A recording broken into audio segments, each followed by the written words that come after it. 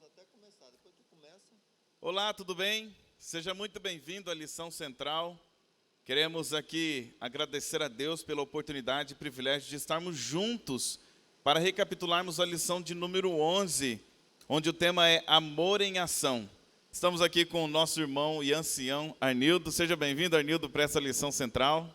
Obrigado, é uma alegria estarmos aqui compartilhando com a igreja essa lição que é tão prática, é tão real na nossa vida e na vida de todos aqueles que buscam fazer a vontade de Deus e ser uma luz para esse mundo que precisa de tanta luz, de tanto brilho, de tanta esperança. Muito bem, então antes de começar, nada melhor do que começarmos com uma oração, né? Então se você pode aí, vamos fechar nossos olhos e vamos falar com o nosso Deus.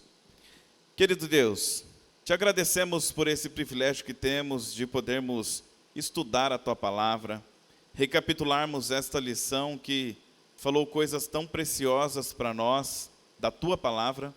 Pedimos agora que o Senhor nos ilumine, que o Senhor nos guie, que o Senhor nos dê a Tua luz e abra nosso coração e nosso entendimento, não só para entendermos, mas para colocarmos em prática tudo aquilo que o Senhor tem para nos ensinar. Nós te pedimos tudo isso e agradecemos em nome de Jesus, amém. Muito bem, irmão Arnildo, e vocês aí que nos assistem.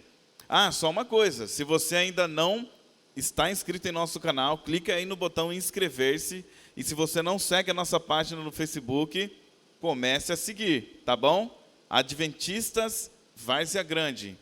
E no Instagram é Adventistas VG, tá bom? Bom, aqui na lição número 11, nós temos um verso que eu acredito que foi o melhor verso que o autor poderia realmente separar para nós, que está em Isaías 58:10, que diz: Se abrirem o seu coração aos famintos e socorrerem os aflitos, então a luz de vocês nascerá nas trevas, e a escuridão que em vocês se encontram será como a luz do meio-dia. Veja que esse texto aqui, ele fala sobre uma condição que Deus dá se nós fizermos a vontade dele, né? É isso mesmo. Quando nós estudamos a lição, a Bíblia, nós precisamos de entender um pouco o contexto em que ela foi escrita. E para nós entendermos o capítulo 55 e até o capítulo 58, que são os que estudamos essa semana, nós precisamos de entendê-lo à luz do que diz o capítulo 53. O capítulo 53 fala de Cristo servo sofredor, de Jesus que veio, que se ofereceu, que viveu um amor na prática, se entregando por nós que somos pecadores. E a partir daí, como Cristo se entregou por nós, Ele nos deu o exemplo para nos entregar também às pessoas, viver esse amor. E viver o amor na prática, ou o amor em ação, é nós praticarmos aquilo que Deus nos mostrou, que Deus nos ensinou. Para vivermos essa prática, é preciso que Deus viva em nós. É preciso que Deus renasça em cada um de nós. E isso é o amor na prática. O amor bíblico, o amor que Deus nos ensina, é o amor na prática. E esse verso bíblico, quando ele diz: se abrir o seu coração ao faminto e socorrer aos aflitos, então a luz de vocês nascerá nas trevas, e a escuridão de vocês se encontrará como a luz do meio-dia. Naquela época, o povo de Israel, ele não vivia o amor verdadeiro. Ele não vivia uma religião prática, uma religião ensinada por Deus. Era muito formalismo, era muito rito, e eles esqueceram da verdadeira essência, que é a prática do amor de Deus. Interessante que amor na prática, o nome já fala, né, a frase, amor na prática, mas o que nós temos que tomar cuidado é de não ficar filosofando e ficarmos especialistas na teoria e não colocarmos em prática aquilo que Jesus quer de nós, né? Eu gostei muito aqui dessa ilustração da lição, que fala de um judeu que era dirigente do louvor de uma sinagoga. E então esse judeu, junto com a sua esposa, moravam lá em Lincoln, em Nebraska, né, nos Estados Unidos. E eles começaram a receber ligações ameaçadoras, ameaçando a vida deles. E é interessante que depois que ele descobriu quem é que estava ameaçando ele, a família dele, a integridade física dele, ele descobriu que se tratava de um grupo terrorista do Ku Klux Klan. E ao identificarem o homem, ao invés deles denunciarem a polícia, ao invés deles retalharem o homem pelas ameaças, ele fez diferente. Eles decidiram uma abordagem mais radical do que isso. O que eles fizeram? Eles souberam que esse homem era paralítico, veja só, apareceram em sua casa com uma deliciosa refeição para o jantar, e então o homem ficou perplexo, seu ódio se desfez diante do amor, e eles continuaram visitando, e a amizade cresceu. E agora o ex-líder da Ku Klux Klan até pensou em se tornar judeu. Veja só, então, o amor na prática, Arnildo, ele impacta muito mais as pessoas do que uma teoria, né? Exatamente. Quando nós vivemos esse amor, é porque Deus vive em nós. É impossível você viver o amor apresentado por Deus, pela Trindade, se essa Trindade não está vivendo na nossa vida, na minha vida. E isso é o amor na prática. E Deus, Ele nos deu esse exemplo. E qual foi o exemplo maior do amor na prática? O exemplo maior foi o sacrifício de Cristo na cruz. Nós, durante essa semana, estudamos sobre o jejum. E o que o jejum tem a ver, tem relação com o verdadeiro amor, com o amor em ação. Note que nós acostumamos a perceber o jejum como uma abstenção de alimentos. É claro que esse jejum, ele foi praticado lá nos tempos do povo de Israel como uma obrigatoriedade em um momento específico. Deus exigiu o jejum num tempo específico, que foi o tempo no dia da expiação. Mas esse jejum, ele precisava vir com amor, com alegria, com regozijo. Por quê?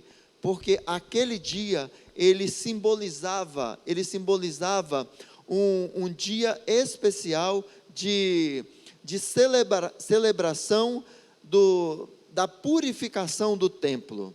E essa purificação, ela traz para nós um significado, que é exatamente a Deus habitando em nós, Ele purificando o nosso coração e permitindo e fazendo com que nós vivenciamos esse amor verdadeiro. É Deus se entregando por nós, mediante o sacrifício dele, e nós aceitando esse sacrifício e vivenciando esse amor, refletindo o caráter dele em nossa vida.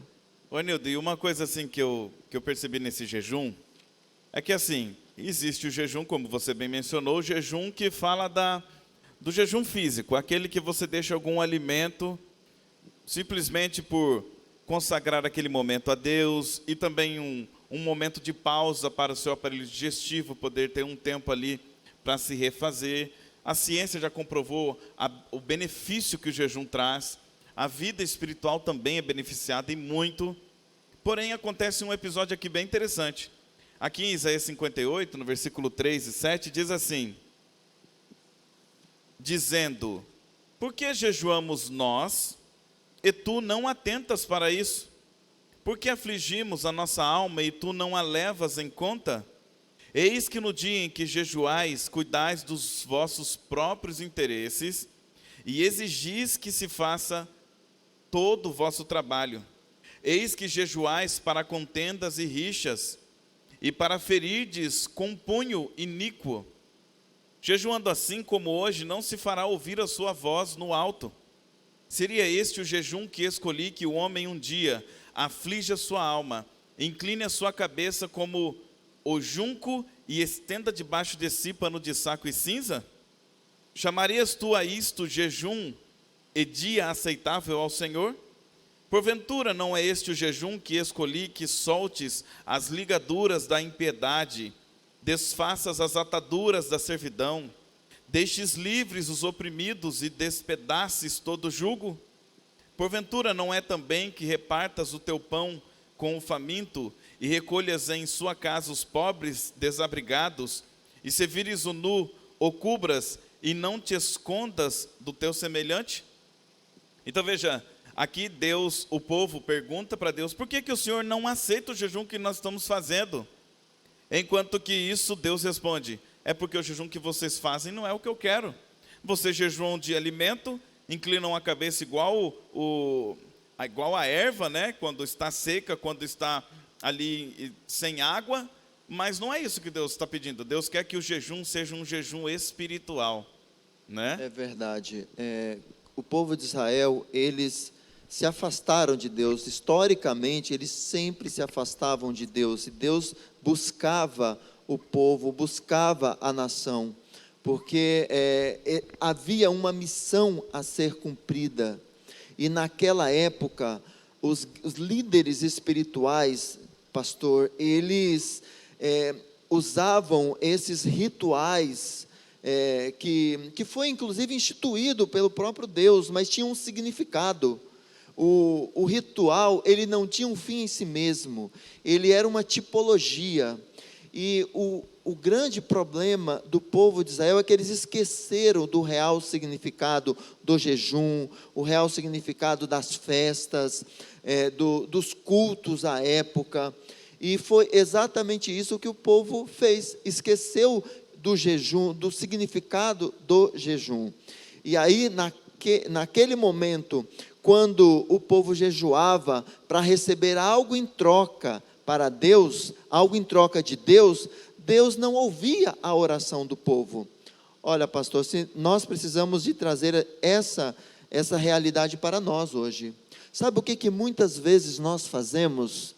Nós fazemos um jejum, esperando que Deus realizasse em nós algum milagre, alguma bênção. Nós fazemos isso esperando algo de Deus, como se fosse uma moeda de troca, como se eu estivesse jejuando e dizendo, Deus, estou fazendo a minha parte, Deus, fiz o meu jejum, fiquei 24 horas sem comer. Não é esse o jejum que Deus quer.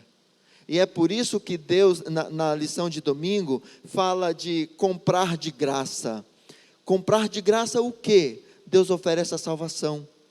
Deus oferece a salvação. A salvação, ela é gratuita para nós, porque alguém pagou o preço, mas ela não é de graça, porque o preço foi muito alto.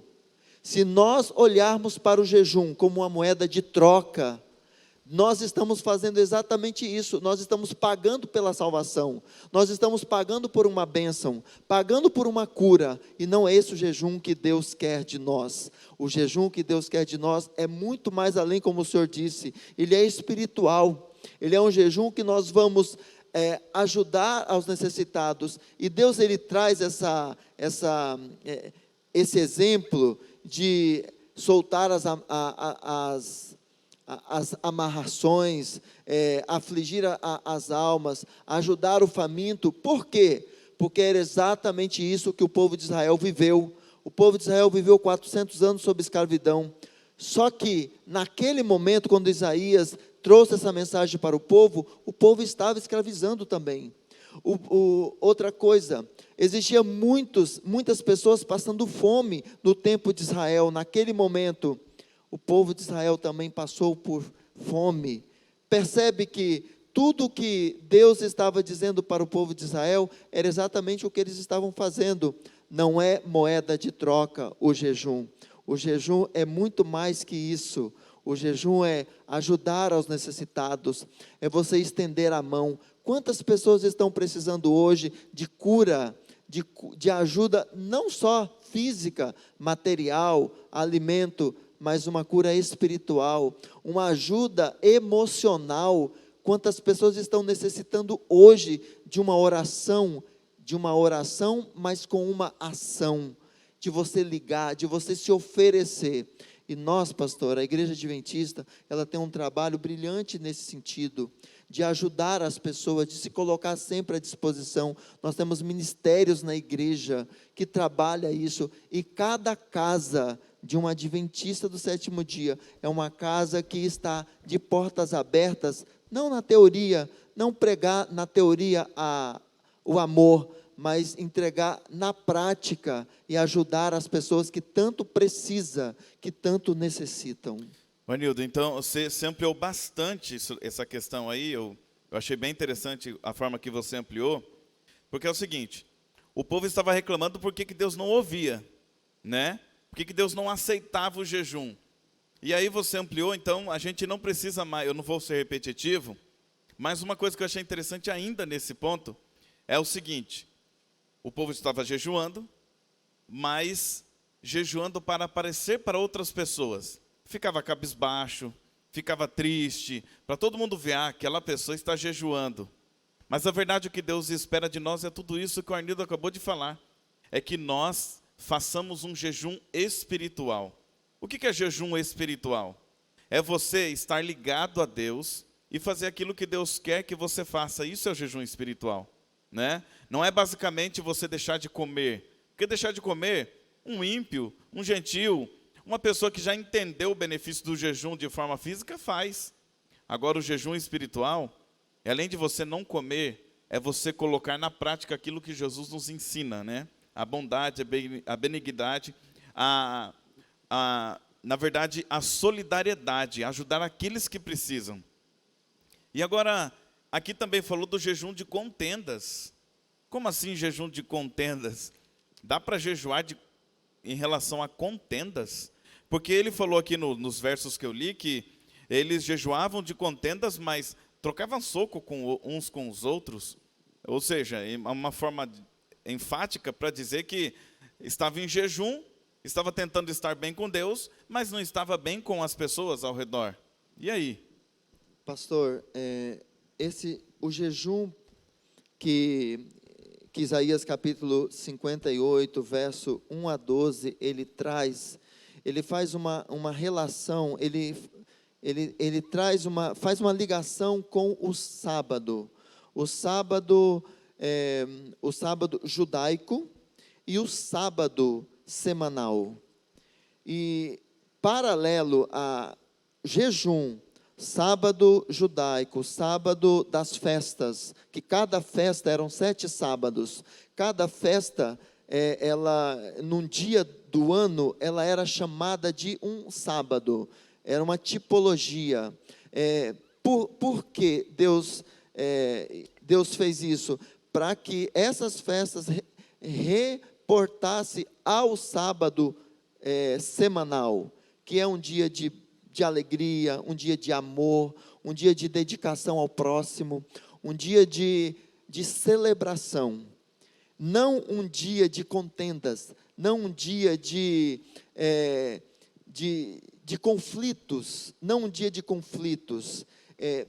O que muitas vezes nós observamos é que nós utilizamos o dia do sábado, que é um dia separado por Deus, um dia especial para nós adorarmos a Deus, para nós nos confraternizarmos com o nosso próximo, fazer o bem, e muitas vezes nós separamos esse dia e fazemos dele um dia de dificuldade espiritual, um dia que não celebramos, um dia que nós nos ocupamos de uma forma tão intensa que ele acaba se tornando um fardo e perdendo assim o seu propósito, perdendo assim o seu motivo, o real motivo pelo qual ele foi instituído.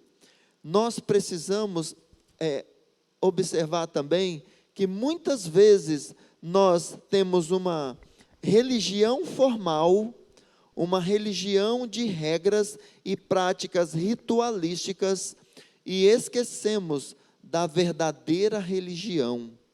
A verdadeira religião como ela foi instituída. Ô, Nildo, e uma coisa assim, já que pegando um gancho do que você está falando, aqui em Isaías 58, no versículo 6 a 12, diz assim, ó: porventura não é este o jejum que escolhi, que solte as ligaduras, a impiedade, desfaça as ataduras, a servidão, deixe os livros oprimidos e desfaça seu jugo? E aí eu vou pular essa parte, porque eu já li, e eu vou ler aqui a parte do versículo 9 em diante. Perdão, versículo 8. Olha que lindo isso daqui. Porque se nós fizermos isso daí, nós temos um jejum no sentido de deixar de lado as contendas, igual você está falando aí. Deixar de lado nossas dificuldades, nossas diferenças. E olha o que a Bíblia fala, qual é então a promessa de Deus para nós. Então, no versículo 8. Romperá a tua luz como a alva, a tua cura brotará sem detença, a tua justiça irá diante de ti, e a glória do Senhor será a tua retaguarda. Então clamarás, olha, essa parte aqui é uma das que eu acho mais linda da Bíblia. Então clamarás e o Senhor te responderá. Gritarás por socorro e ele dirá, eis-me aqui. Se tirares do meio de ti o jugo, o dedo que ameaça, o falar injurioso, se abrires a tua alma ao faminto e fartares a alma aflita, então a tua luz nascerá nas trevas e a tua escuridão será como meio-dia. O Senhor te guiará continuamente, fartará a tua alma até em lugares áridos e fortificará os teus ossos. Será como um jardim regado e como um manancial cujas águas jamais faltam. Com certeza você já deve ter visto um jardim regado, né? As flores brotam, as frutas dão em seu tempo, tudo é maravilhoso. Ele está falando que assim vai ser a vida de alguém que faz isso. Simples assim. Então tudo isso que foi ampliado aqui em relação ao jejum espiritual, em relação ao jejum que Deus espera de nós, na verdade, o maior beneficiado, quando você evita contenda, quando você perdoa, quando você ajuda o próximo, o maior beneficiado vai ser você, vai ser eu. Porque Deus aqui é que te abençoará. Ah, mas e se eu fizer, Arnildo, já deve ter pensado isso, e eu também já pensei. Talvez você tenha ouvido de várias pessoas. Eu não vou ser bobo de ajudar alguém que não agradece. Eu já ajudei demais aquela pessoa, ela nunca me agradeceu. Eu já fiz tanta coisa para tantas pessoas e só tomei na cabeça. Já viu isso? Pois é, mas Deus está prometendo aqui que é Ele que vai abençoar a gente, né? É uma questão de fé. Nós devemos acreditar em Deus e na sua palavra. E essa lição, ela traz muitas promessas para aquele que faz a vontade de Deus. E o ponto áureo dessa lição é o amor em ação. Pastor, é impossível eu, pelas minhas próprias forças, pelos meus próprios méritos, amar alguém. É impossível. O amor que existe em mim é o amor produzido pelo poder de Deus. Sabe, Deus, Ele pede para nós algo muito simples. O amor, Deus não pede simplesmente que nós amemos ao nosso próximo pelo meu próprio esforço. A única coisa que Deus pede de nós é que nós aceitemos o poder miraculoso de Deus habitar em nossa vida. É isso que Ele pede de nós. E quando Ele habita em nossa vida, pela nossa permissão, pelo nosso livre-arbítrio, Ele faz a obra acontecer. Ele faz. Então, quando eu ajudo alguém, impulsionado pelo amor de Deus, eu faço isso com alegria, com regozijo. Quando Deus, Ele diz assim, Arnildo, ajude o próximo. Eu não vou pensar no valor, no dinheiro que eu vou tirar da minha conta bancária. Eu vou pensar no benefício que aquele recurso vai proporcionar para um filho de Deus. E eu só vou pensar isso porque o amor de Deus está em mim. Eu não vou fazer absolutamente nada obrigado, forçado, ou fazer algo achando que estarei adquirindo um passaporte para o céu. Eu preciso fazer isso porque o poder de Deus, o Espírito de Deus está em mim. Essa Amém. é a prática, esse é o amor na prática que a lição dessa semana trouxe para nós. Isso mesmo. E já caminhando aqui para o finalzinho, uma coisa que Deus é maravilhoso. Ele separou um tempo para nós, de 24 horas, o sábado. Talvez você que esteja aí assistindo, seja um irmão evangélico, católico, ou até mesmo não tenha nenhuma denominação. Então, deixa eu dizer uma coisa para você. Eu, um dia, não fui adventista. Eu entrei na igreja com 22 anos. Eu vou falar uma coisa aqui para você que está assistindo e para você, Arnildo. Esse texto de Isaías 58, versículo 13 e 14, foi o texto que me ajudou a tomar a decisão de guardar o sábado. E antes de lê-lo, eu gostaria de fazer um desafio para você que nunca guardou o sábado, ou que duvide que esse mandamento seja para nós hoje em nossos dias. Em primeiro lugar, o sábado foi instituído por Deus antes do povo de Israel existir, lá em Gênesis. Gênesis capítulo 2, versículo de 1 a 3, né? Então, antes foi feito para o homem. O próprio Jesus, em Marcos capítulo 2, ali no versículo 26, 27 e 28, Jesus fala que o sábado foi feito por causa do homem e não o homem por causa do sábado. E quando fala homem, se refere à humanidade, né? É no plural. E agora Isaías 58, 13 me traz uma lição maravilhosa. Porque aqui fala que se nós desviarmos o nosso pé, eu vou ler aqui na íntegra para você. Eu fiz questão de decorar, mas pode ser que falte alguma palavra, e eu não posso deixar faltar nenhuma palavra, porque foi justamente esse texto que me ajudou a tomar essa decisão. Diz assim o versículo 13 em diante: se desviares o pé de profanar o sábado, e de cuidar dos teus próprios interesses no meu santo dia, se chamares ao sábado deleitoso e santo dia do Senhor, digno de honra e o honrares, não seguindo os teus caminhos, não pretendendo fazer a tua própria vontade, nem falando palavras vãs, viu aqui que começa com si, condicional. Primeiro lugar, para você que nunca guardou, vou fazer um desafio aqui, antes de ler o resto. Se você nunca guardou, experimente guardar o sábado. E depois você me diga se foi bom ou se foi ruim. Deus não faz nada que é ruim para nós. 24 horas com Deus, deixando suas coisas de lado, deixando seu trabalho, suas ansiedades, suas lutas, deixa tudo de lado para estar com Deus 24 horas. E então você me diga se essa experiência foi ruim. E aí você pode dizer, mas isso pode ser feito em qualquer dia da semana. Pode ser feito no domingo, na segunda, na terça, na quarta? Pode. Mas Deus reservou um dia já, o sábado. Eu tinha medo de guardar o sábado, porque eu tinha medo de ficar desempregado, de dar errado a minha vida financeira, porque tudo funciona no sábado. Aí eu li o versículo 14, Arnildo, e eu vou ler para os nossos irmãos que estão assistindo. O que é que me acalmou, o que fez com que eu confiasse em Deus, e aí eu passei a guardar o sábado. Olha o que diz: então te deleitarás no Senhor, eu te farei cavalgar sobre os altos da terra, e te sustentarei com a herança de Jacó, teu pai, porque a boca do Senhor o disse. Deus está falando que me fará cavalgar sobre os altos da terra. É uma linguagem da época, uma linguagem porque eles viviam de agricultura, mexiam com animais. Cavalgar sobre os altos da terra é cavalgar sobre a sua terra. E te sustentar com a herança de Jacó. Aqui tem prosperidade, tem bênçãos de saúde, tem todo tipo de bênção para aqueles que guardam o sábado.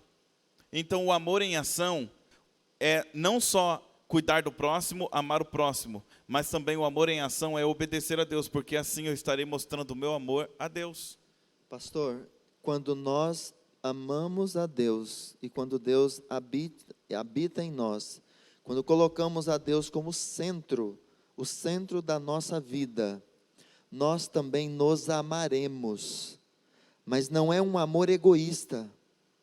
É um amor porque Deus nos amou, apesar de ser quem nós somos. Nós não merecemos nada. Inclusive, o plano da salvação, o mistério da salvação, ele deve ser estudado por toda a eternidade, porque nem os anjos compreendem o tamanho amor de Deus por cada um de nós. Então, quando nós entendemos o amor de Deus por nós, nós também nos amamos, e quando nos amamos, nós também amamos o nosso próximo. E o sábado, ele traz essa memória, ele traz essa lembrança do amor de Deus que nos fez, e ele, como Criador, como Rei do Universo, ele saiu lá do seu trono, veio aqui, morreu no nosso lugar, para que nós tivéssemos uma vida em abundância, uma vida extraordinária. E essa vida extraordinária, ele oferece para cada um de nós. Basta somente fazermos a sua vontade.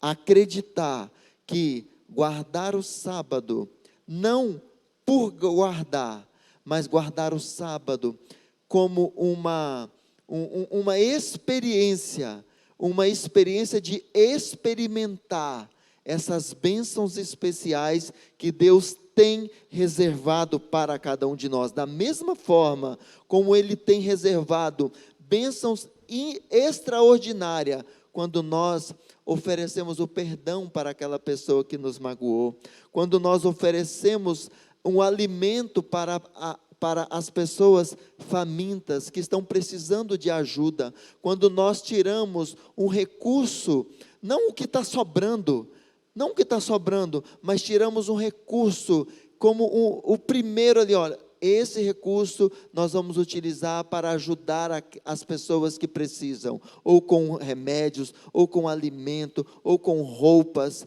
Esse ato de ajudar ao próximo, o maior beneficiado somos nós. E Deus quer que nós experimentemos essas bênçãos. É por isso que Ele diz para nós fazermos isso. Amém. E essa é a verdadeira religião, pastor. Essa é a verdadeira religião. Com certeza. A palavra religião significa religar, né? Então é isso, religar nós com Deus e nós com o nosso próximo. Muito bem, graças a Deus por isso. Essa foi nossa lição central. Obrigado, Arnildo, por participar aqui conosco. Queremos ter você aqui sempre com a gente. Você já é conhecido de todos da igreja, aqui nossos irmãos. E você que está chegando agora aí em nosso canal, seja muito bem-vindo. Se você não tem a lição da Escola Sabatina e gostaria de acompanhar a gente com a lição da Escola Sabatina, é simples. Você pode entrar no site da Casa Publicadora Brasileira, CPB, certo? www.cpb.com.br. E ali você pode adquirir a lição da Escola Sabatina, pode pedir que eles mandam para você pelo correio, um valor irrisório, ou então você pode também baixar através do aplicativo da Casa Publicadora, e o valor ainda é mais baixo, você que gosta da versão eletrônica. Nós já estamos entrando na reta final dessa lição, esse mês é o último dessa daqui, e o mês que vem está chegando, então você já pode reservar a sua para o mês que vem, tá bom? Então Deus abençoe muito você. Vou pedir para o Arnildo terminar esse momento aqui com uma oração. E obrigado mais uma vez, Arnildo, por participar com a gente. É uma alegria. Só quero dar um recadinho para para quem está assistindo nesse momento. Nós estamos vivendo um momento difícil, não podemos ignorar isso. Como é que nós podemos ajudar ao próximo nesse momento? Nesse momento nós podemos ajudar levando uma palavra de amor, de consolo, de esperança, orando uns pelos outros, ligando para as pessoas que estão acometidas do Covid-19, trazendo palavras de esperança, de fortalecimento, de força, de disposição e de vitória. Fazer o contrário disso é um desserviço para as pessoas e para a sociedade.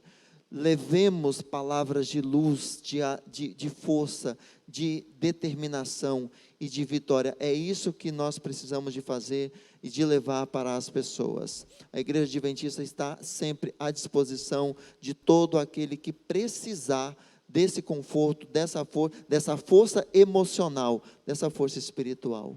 Vamos orar nesse momento. Pai Celestial, nós te louvamos, Nós te agradecemos porque o Senhor deu o maior exemplo que a humanidade, que o universo pode ter, o exemplo do amor na prática, que é trazer aqui neste mundo, encarnar como pessoa e morrer em nosso lugar para termos o direito de ter a vida eterna. Pai Celestial, nós agradecemos também por essa lição maravilhosa. Nós vamos continuar em adoração a Ti.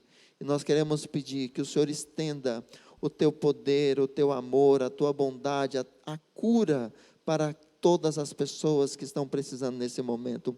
Não só a cura física, mas a cura espiritual, a cura emocional. Continue com todos. Nós agradecemos no nome de Jesus. Amém. Amém. E até a próxima. Fica com Deus.